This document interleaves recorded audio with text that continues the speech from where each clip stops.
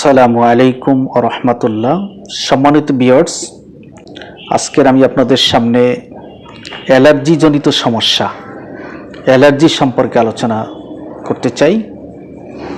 Allergy কি, allergy কত প্রকার রয়েছে, বিস্তারিত আপনাদের সামনে আজকের আলোচনা উপস্থাপন করতে চাই। অ্যালার্জি হলো বহিঃশত্রু বা অ্যালার্জেনের বিরুদ্ধে শরীরে যে প্রতিক্রিয়া দেখা, তাই হচ্ছে অ্যালার্জি। অ্যালার্জির প্রধান লক্ষণ হলো হাসি কাশি হতে পারে, চুলকানি হবে, চামড়া ফুলে যাওয়া, লাল হওয়া, জ্বালা পড়া ইত্যাদি। আর বেশি গুরুত্ব হলে শুরু হয় শ্বাসকষ্ট, পেট ব্যথা বা রক্তচাপ কমে যেতে পারে। অ্যালার্জি বিষয়টা হচ্ছে এমন, অ্যালার্জি হচ্ছে আমাদের ইমিউন সিস্টেমের একটি প্রতিরক্ষা ব্যবস্থা। পরিবেশের কোনো অ্যালার্জেনের কারণে অতি সংবেদনশীলতা, হাইপার সেন্সিটিভিটি কিংবা অপ্রত্যাশিত প্রক্রিয়া হলে দেখা দেয়, তাই অ্যালার্জি। একে বলে অ্যালার্জিক রিয়াকশন বা হাইপার সেন্সিটিভিটি রিয়াকশন। তো অ্যালার্জি যদি হয়, এটা অবহেলা করা যাবে না, অবশ্যই প্রতিকারের ব্যবস্থা নিতে হবে। তো অ্যালার্জি অনেক প্রকার, যেমন অ্যালার্জিক রাইনাইটিস, খাবারে অ্যালার্জি, ঔষধে allergy, atopic allergy, anaphylactic allergy, conjunctivitis allergy, এরকম অনেক প্রকার অ্যালার্জি রয়েছে। আজকের আমি আপনাদের সামনে অ্যালার্জিক রাইনাইটিস নিয়ে কথা বলতে চাই।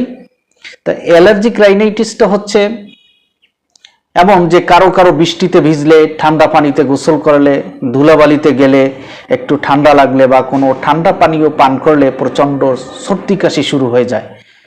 একই কাজ অন্যরা করলে কিন্তু তাদের কিছুই হয় না। তাহলে বোঝা গেল, বৃষ্টির পানি, ধুলাবালি, পুকুরের পানি বা ঠান্ডা জলীয় বস্তু কারো কারোর জন্য অ্যালার্জেন আর কারো কারোর জন্য স্বাভাবিক। সর্দি কাশি শুরু হয়ে গেলে তাকে বলে অ্যালার্জিক রাইনাইটিস। অ্যালার্জিক রাইনাইটিস হলে সাধারণত শ্বাসযন্ত্রের মিউকাস মেমব্রেন আক্রান্ত হয়। হিস্টামিনের প্রভাবে সেখান থেকে তৈরি হয় প্রচুর মিউকাস। শ্বাসযন্ত্রের নিউকোট্রিন নামক এক প্রকার পদার্থ তৈরি হয়, যা কাশি তৈরিতে শ্বাসযন্ত্রকে উদ্দীপ্ত করে। ফলে নাক দিয়ে পানি পড়ে, বারবার হাসি হয়, কাশি হয়, গলা খুসখুস করে, হালকা জ্বর থাকতে পারে। অ্যালার্জিক রাইনাইটিস বিভিন্ন রূপে প্রকাশ পেতে পারে, যেমন রীতিগত অ্যালার্জিক রাইনাইটিস, গাছপালা, ঘাস বা আগাছা থেকে পরাগ জাতীয় অ্যালার্জির কারণে বছরের নির্দিষ্ট সময় এই অবস্থা ঘটে।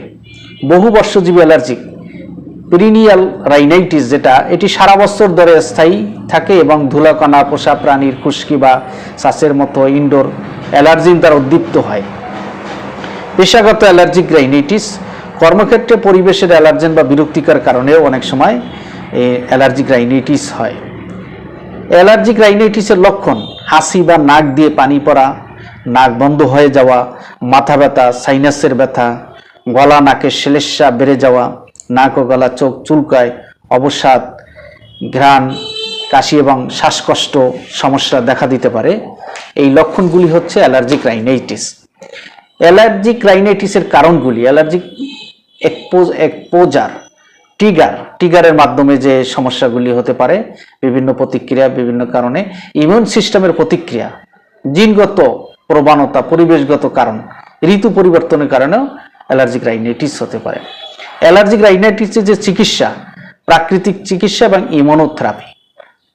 আসলে প্রকৃতপক্ষে যে অ্যালার্জিক রাইনাইটিস, এটা প্রতিরোধই হচ্ছে মেইন চিকিৎসা। প্রতিরোধ যদি করা যায়, তাহলে আমরা এই অ্যালার্জিক রাইনাইটিস থেকে নিরাপদে থাকতে পারবো। অনেকের ক্ষেত্রে অ্যালার্জিক সৃষ্টিকারী উপকরণ বা অ্যালার্জেন কোনোটি বা কোনোগুলো বা চিহ্নিত করতে হবে এবং সেগুলো এড়িয়ে চলতে হবে। বাংলাদেশের প্রেক্ষাপটে অ্যালার্জিক রাইনাইটিস খুবই সাধারণ ও ক্ষতিকর একটি রোগ। সতর্ক থেকে অ্যালার্জেন এড়িয়ে চলে একজন মানুষ নিজেকে সুরক্ষিত রাখতে পারে। এক্ষেত্রে প্রতিকারের চেয়ে প্রতিরোধই হচ্ছে উত্তম। তো অ্যালার্জি রাইনাইটিসে যে এটা প্রতিকারের চেয়ে প্রতিরোধ উত্তম, এটা আমাদেরকে খেয়াল রাখতে হবে যে আমাদের যে কী কারণে আমাদের অ্যালার্জিক রাইনাইটিস, এই যে নাক দিয়ে পানি পড়া, হাসি কাশি শুরু হয়ে যায়, এই জন্য কী কারণে, এটা আমাদেরকে ফাইন্ডিং করতে হবে, আমাদেরকে চিহ্নিত করতে হবে। ওই সমস্যাগুলো থেকে আমাদেরকে দূরে থাকতে হবে, তাহলেই আমরা এই অ্যালার্জিক রাইনাইটিস থেকে মুক্ত থাকতে পারবো। তো অ্যালার্জি অনেকগুলি কারণ, আজকের আমি আপনাদের সামনে অ্যালার্জিক রাইনাইটিস সম্পর্কে আলোচনা করলাম। পরবর্তীতে আমাদের যে খাদ্য অ্যালার্জি, তারপরে ঔষধের যে অ্যালার্জি রয়েছে, অ্যাটোপিক অ্যালার্জি, বিভিন্ন প্রকার অ্যালার্জি আমরা আমাদের অনেক প্রকার অ্যালার্জি রয়েছে যে সম্পর্কে আপনাদের সামনে আলোচনা উপস্থাপন করবেন ইনশাল্লাহ। তা আজকের আপনাদের সামনে যে অ্যালার্জিক রাইনাইটিস যে সমস্যাটা আপনাদের সামনে আলোচনা করলাম, তাহলে এর চিকিৎসার জন্য আমাদেরকে প্রতিরোধের ব্যবস্থা করতে হবে। কি কি কারণে, কি কি সমস্যার কারণে, কি কি কারণে আমাদের যে এই অ্যালার্জি রাইনাইটিস সৃষ্টি হয়, এইগুলো থেকে অ্যালার্জিক এক্সপোজার, এই অ্যালার্জিক যে ট্রিগারগুলি, এগুলো থেকে আমাদেরকে নিরাপদে থাকতে হবে এবং এ থেকে এড়িয়ে চললেই আমরা কিন্তু অ্যালার্জির চিকিৎসা পেতে পারি। আজকের এ পর্যন্তই। আসসালামু আলাইকুম।